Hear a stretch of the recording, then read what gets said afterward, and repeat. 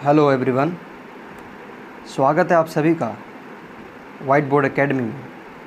तो आज हम लेकर के आए हैं एक नई वीडियो लेक्चर की सीरीज़ जिसमें हम क्लास 12th की फ़िज़िक्स पूरी कवर करने वाले हैं। जी हाँ, सबसे पहले हम क्लास 12th की फ़िज़िक्स कवर करेंगे और साथ में और भी दूसरे सब्जेक्ट्स धीरे धीरे हम कवर करेंगे। तो आज इस वीडियो से हम स्टार्ट कर रहे हैं क्लास 12 फ़िज़िक्स, पूरा CBSE और RBSE के भी सभी टॉपिक्स हम इसमें कवर करेंगे। तो हमारा according to CBSE chapter first है हमारा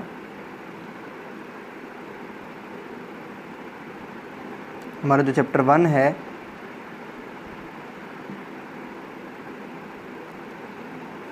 वो है इलेक्ट्रिक चार्जेस एंड फील्ड्स।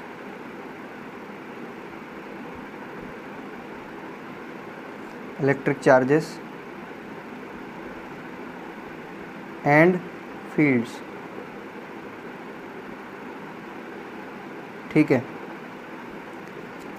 ये हमारा इलेक्ट्रोस्टैटिक्स का पार्ट है। देखो, हम जब फिज़िक्स पढ़ेंगे तो अब क्लास 12th के अंदर हमारा बहुत ज़्यादा जितने भी हमारे ज़्यादातर चैप्टर हैं, चैप्टर नंबर 1 से लेकर चैप्टर नंबर 8 तक, वो इलेक्ट्रोमैग्नेटिज़म का ही पार्ट है, ठीक है। तो हम बार बार चार्जेस, है ना, इलेक्ट्रिक करंट, इलेक्ट्रोमैग्नेटिक इंडक्शन, ऐसे बहुत सारे खूबसूरत फिनोमेनास इस पूरे सिलेबस के अंदर कवर करने वाले हैं।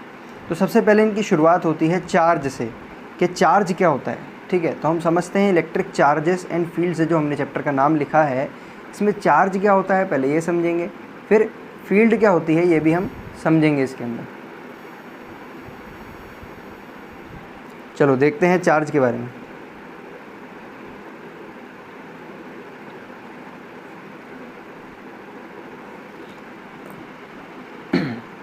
हाँ, तो अब चार्ज क्या है। चार्ज देखो एक्चुअली क्या होता है, चार्ज एक प्रॉपर्टी होती है किसी भी मैटर की, ठीक है। चार्ज किसी भी मैटर की एक प्रॉपर्टी है, जिस प्रॉपर्टी के कारण वो मैटर क्या कर सकता है, वो मैटर या तो इलेक्ट्रिक फील्ड प्रोड्यूस कर सकता है, इलेक्ट्रिक या मैग्नेटिक फील्ड को प्रोड्यूस कर सकता है, या एक्सपीरियंस कर सकता है, ठीक है। चार्ज मैं एक बार लिख देता हूँ, फिर एक बार ध्यान से वापस से समझेंगे। It is the property of matter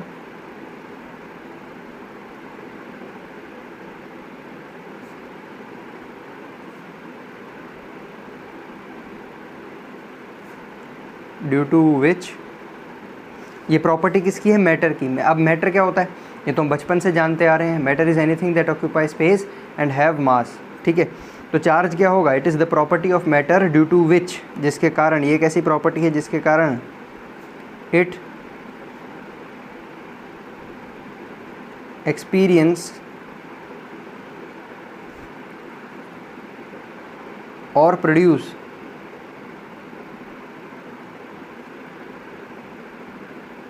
electric and magnetic effect, ठीक है। तो ये क्या है चार्ज, ये प्रॉपर्टी है किसकी, मैटर की, जिसके कारण वो या तो एक्सपीरियंस करेगा या फिर प्रोड्यूस करेगा, किसको, इलेक्ट्रिक और मैग्नेटिक इफेक्ट, दोनों को। दोनों के बारे में यहाँ पर बात हो रही है।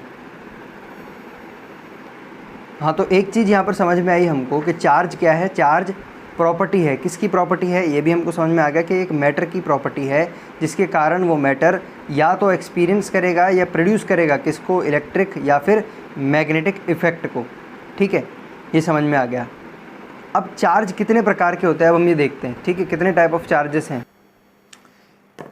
तो अब हम देखते हैं टाइप ऑफ चार्जेस।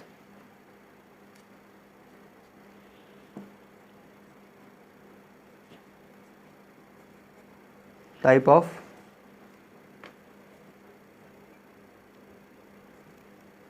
चार्जेस। तो टाइप ऑफ चार्जेस के अंदर हम देखेंगे मेनली 2 प्रकार के चार्जेस होते हैं, ठीक है। मेनली क्या होते ही 2 प्रकार के चार्जेस है। एक होता है हमारा पॉजिटिव चार्ज,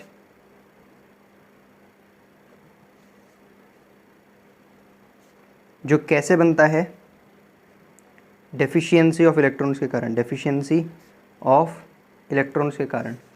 और दूसरा होता है हमारा नेगेटिव चार्ज। नेगेटिव चार्ज जो बनता है एक्सेस ऑफ इलेक्ट्रॉन्स के कारण।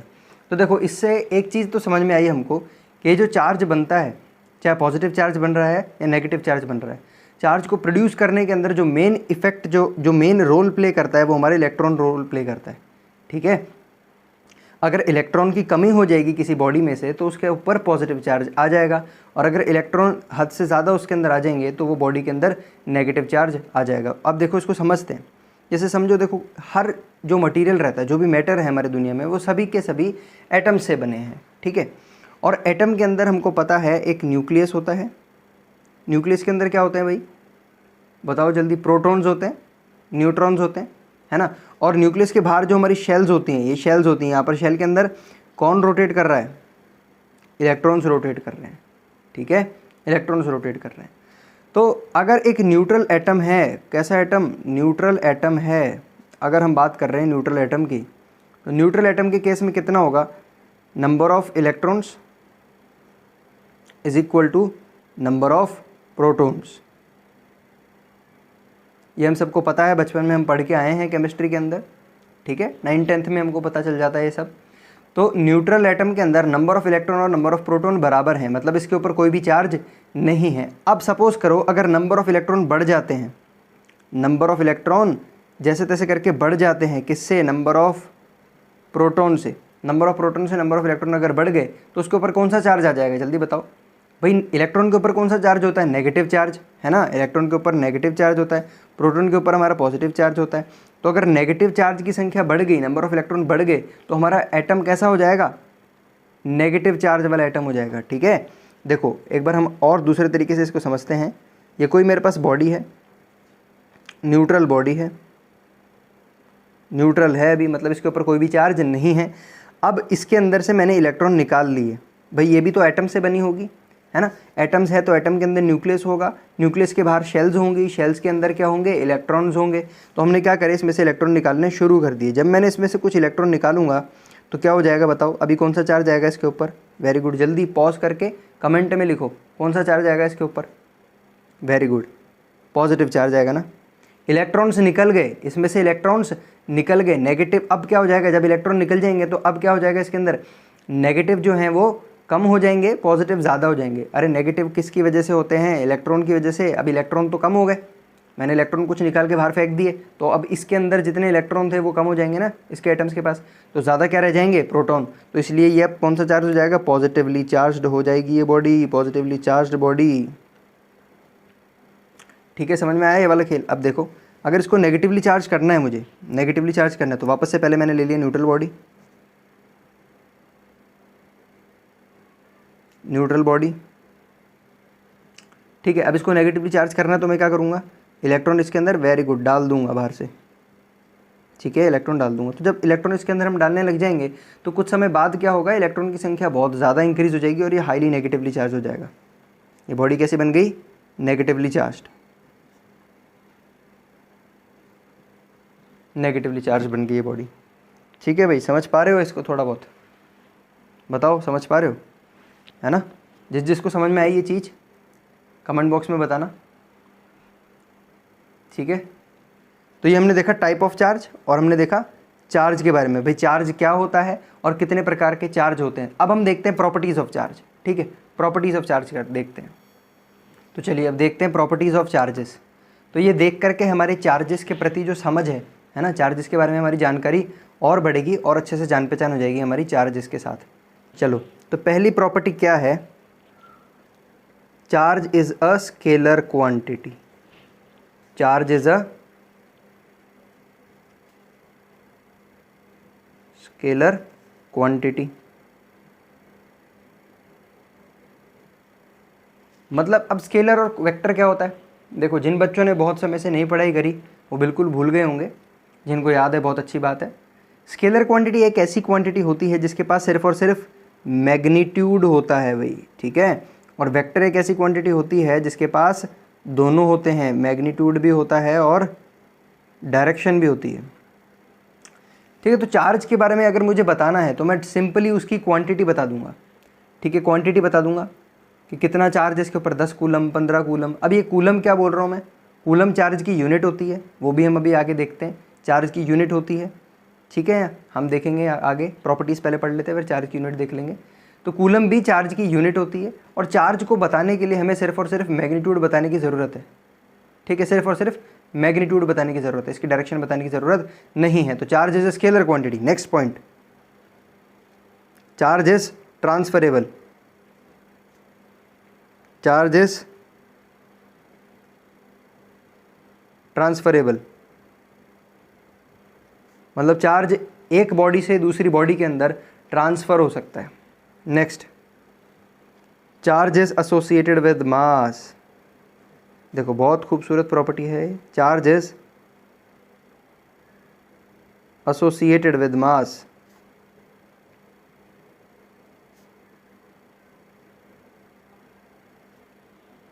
यानी चार्ज हमेशा मास के साथ एसोसिएटेड रहता है। यानी कि देखो इसको और अच्छे से समझते हैं। Whenever there is charge transfer, whenever there is charge transfer, कभी एक बॉडी में से दूसरी बॉडी के अंदर चार्ज ट्रांसफर होगा अगर, ठीक है, then there will be mass transfer.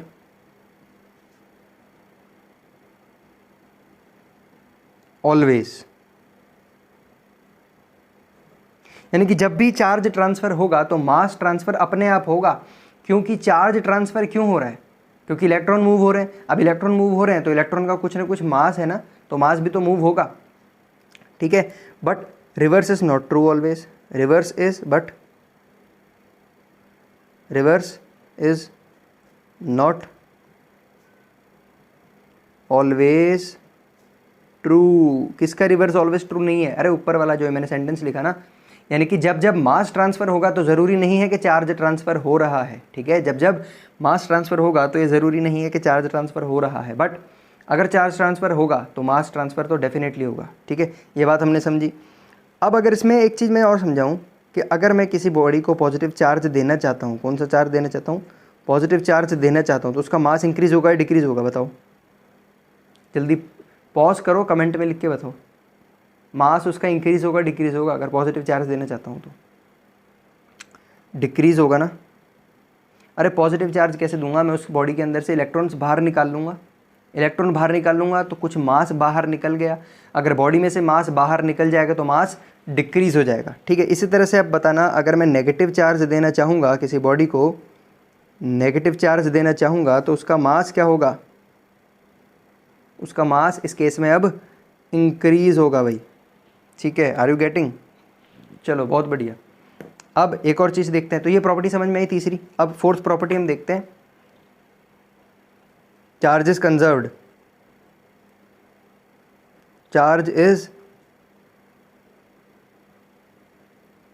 Conserved. Charge conserved का मतलब क्या होता है? चार्ज कंजर्व का मतलब है charge can neither be created not destroyed, it can be transferred from one body to another. मतलब चार्ज हमेशा कंजर्व्ड रहता है, ठीक है। चार्ज को हम ना ही बना सकते हैं, ना ही चार्ज को हम ख़त्म कर सकते हैं, ठीक है। और दूसरे शब्दों में बोलूँ मैं कि इन एन आइसोलेटेड सिस्टम, लिख लेना जो मैं बात बोल रहा हूँ ना, इन एन आइसोलेटेड सिस्टम या फिर the charge of an isolated system always remains constant. तो इसी बेसिस पे मैं आपको एक छोटा सा एग्जाम्पल देकर बताता हूँ, इससे समझ लेना, एग्जाम्पल से बहुत अच्छा समझ में आ जाएगा। वो स्टेटमेंट लिख लेना,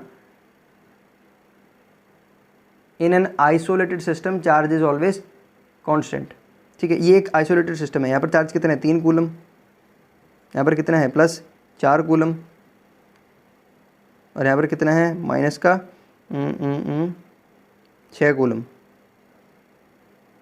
ठीक है। अब ये मेरे पास क्या है? एक आइसोलेटेड सिस्टम है, मतलब बॉक्स है, इसके अंदर यही चार्ज है। यहाँ से कहीं से भी गेट वेट नहीं बना हुआ कि चार्ज बाहर जा सके। जो चार्ज अंदर है वो अंदर ही रहेंगे। अब मैंने क्या करा, इसको ऐसे पकड़ के इस बॉक्स को ज़ोर ज़ोर से मैंने इसको शेक कर दिया है ना। उससे क्या हुआ? सारे चार्ज आपस में कोलाइड हुए, ठीक है। और चार्ज इज कंजर्व्ड। ये प्रॉपर्टी क्या कहती है? Charge can neither be created nor destroyed but can be transferred from one body to another. तो ये आपस में एक दूसरे को थोड़ा थोड़ा चार्ज देने लगेंगे, है ना। आपस में एक दूसरे को थोड़ा थोड़ा चार्ज दे देंगे। उसके कारण फाइनली अब देखो जो सेकंड मैं बनाने वाला हूँ, अब बॉक्स के अंदर हमने देखा तो यहाँ पर चार्ज कितना आया? यहाँ पर आया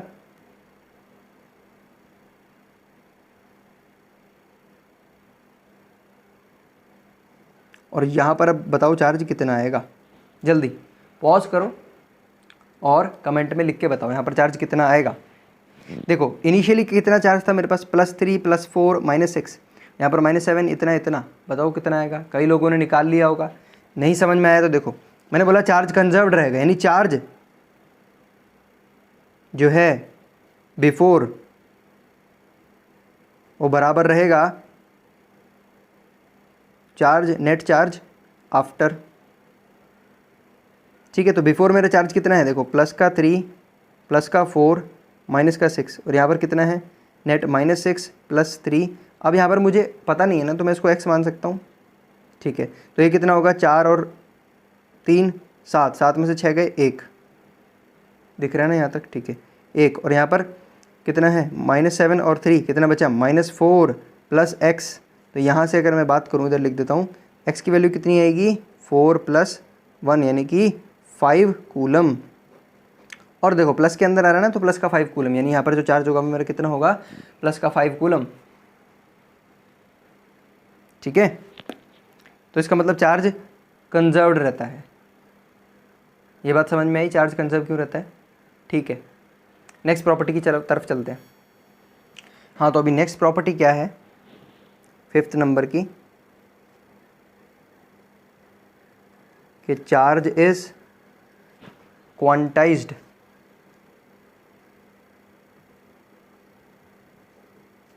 चार्ज इज क्वांटाइज्ड। अभी क्वांटाइज्ड का मतलब क्या है, ये एक ऐसी प्रॉपर्टी है जिसके तहत किसी भी फ्री चार्ज को हम एक्सप्रेस कर सकते हैं in the integral multiple of basic unit, है ना। ये एक प्रॉपर्टी है। क्वांटाइज का मतलब क्या होता है, something in fixed amount, something in fixed amount, fixed amount. तो मैं स्टेटमेंट बोल रहा हूँ, वीडियो 1-2 बार आगे पीछे करके समझ लेना क्या बोल रहा हूँ मैं। ठीक है, चार्ज इज क्वांटाइज्ड, तो ये क्या प्रॉपर्टी है, it is the property of charge due to which any free charge can be expressed in terms of integral multiple of basic unit e. अब ये बेसिक यूनिट ई क्या है, ये है हमारी चार्ज ऑन इलेक्ट्रॉन। ठीक है, चार्ज ऑन इलेक्ट्रॉन। तो चार्ज हम किसी भी फ्री चार्ज को कैसे लिख सकते हैं, ±NE। ठीक है, यानी कि कोई भी फ्री चार्ज है ना दुनिया में, कोई भी फ्री चार्ज है, ये हमारा फ्री चार्ज मान लो Q, उसको मैं integral multiple of basic unit of charge लिख सकता हूँ। तो ये इंटीग्रल मल्टीपल हो गया, जहाँ पर n की वैल्यू क्या हो सकती है 1 2 3 4 कुछ भी हो सकती है। ठीक है, प्लस माइनस क्या बता रहा है कि इंटीजर है, ये पॉजिटिव के अंदर भी रह सकता है और नेगेटिव के अंदर भी रह सकता है। और E क्या है, ये हमारा E क्या है, चार्ज ऑन इलेक्ट्रॉन है। ठीक है, और E की वैल्यू कितनी होती है 1.6 × 10⁻⁻19 होती है कूलम। कूलम ये क्या यूनिट है, देखो एक बार वापस से समझ लेते हैं यूनिट के बारे में जो बार बार हम डिस्कस कर रहे हैं। चार्ज की यूनिट कितनी होती है भाई, यूनिट कितनी होती है एम्पियर सेकेंड। ठीक है, एम्पियर सेकेंड, AS इसको बोलते हैं, या फिर इसको हम कूलम भी बोल देते हैं, कूलम। और मोस्ट पॉपुलर यही है कूलम, हम हमारे पूरे सिलेबस के अंदर बार बार चार्ज को कूलम कह के बुलाएंगे। ठीक है, अब डायमेंशन की बात करते हैं। डायमेंशन देखो एम्पियर × सेकेंड, तो 80 हो जाएगी डायमेंशन। ठीक, 80 डायमेंशन हो जाएगी। तो आज बस इतना ही करते हैं बेसिक, धीरे धीरे आगे बढ़ेंगे और पूरा कोर्स कंप्लीट करेंगे। बहुत मज़ा आने वाला है इस कोर्स में। ठीक है, जुड़े रहिए। Thank you.